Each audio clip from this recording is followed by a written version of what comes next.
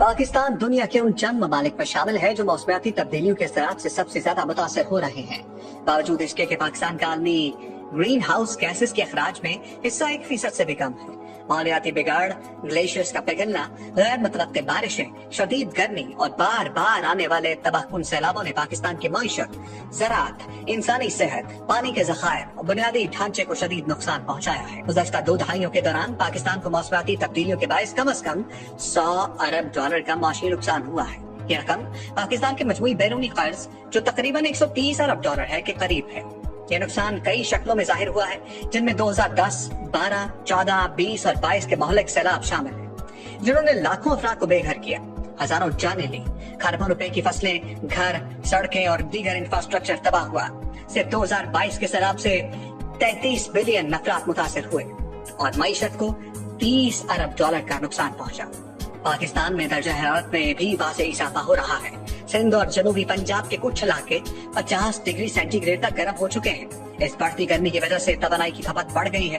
पंखे और एसी चलाने की जरूरत में इजाफा हुआ है, जिससे बिजली के निजाम पर दबाव आया है। पानी की किल्लत, जल्दी बीमारियों, गर्मी की लहर से हलाकतों और जहनी सेहत जैसे मसाइल भी बढ़ रहे हैं। कभी मामूल से कई गुना ज्यादा बारिश होती है और कभी महीनों बारिश नहीं होती।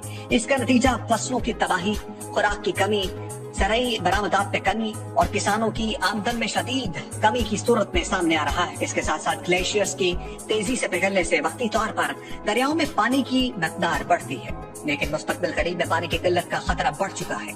ग्लेशियर्स पिघलने से अचानक आने वाले सैलाब और लैंडस्लाइडिंग जैसी आफात का खतरा भी मुसलसल बढ़ रहा है। मौसमियाती तब्दीली पहले ही पाकिस्तान की मजमूई कौमी पैदावार GDP का 8% मुतासर कर चुकी है और अगर मौजूदा रुझानात जारी रहे तो 2050 तक की शरह 30% तक जा सकती है।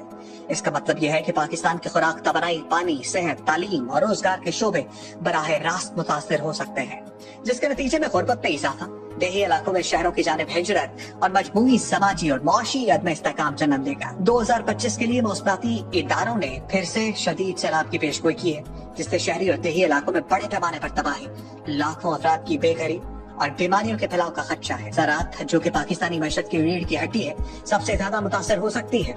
गंदम, कपास, चावल जैसी अहम फसलों की पैदावार में नुमाया कमी मुतवक्के है, जिससे खुराक की किल्लत और महंगाई में इजाफा हो सकता है। एक और अहम पहलू जो कि अक्सर नजरअंदाज कर दिया जाता है, वो पाकिस्तान का जाया होने वाला पानी है।